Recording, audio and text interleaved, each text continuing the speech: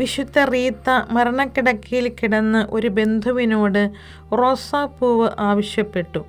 തണുത്തുറഞ്ഞ ആ ജനുവരി നാളുകളിൽ എങ്ങനെ പൂക്കൾ ഉണ്ടാകാനാണ്? പക്ഷേ റീത്തായ്ക്ക് വേണ്ടി മഞ്ഞണിഞ്ഞ ഒരു റോസാച്ചെടിയിൽ നല്ലൊരു പൂവ് കാത്തിരിപ്പുണ്ടായിരുന്നു. നല്ലൊരു കന്യാസ്ത്രീ ഒരു റോസാപ്പൂവ് പോലെയാണ്. മെല്ലെ കൃപയിൽ വിരിഞ്ഞ് ദളങ്ങൾ വിടർത്തി ആത്മസൂര്യനായ യേശുവിൻ്റെ കണ്ണുകളിൽ നോക്കി നോക്കി മെല്ലെ അത് പൊഴിഞ്ഞു വീഴും.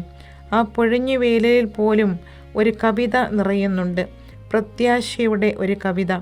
പിരിഞ്ഞു പോകും മുൻപ് അവർ വിശുദ്ധ എപ്രാസ്യാമിയെ പോലെ കൂടെയുള്ളവരോട് പറയും, മരിച്ചാലും മറക്കില്ലട്ടോ.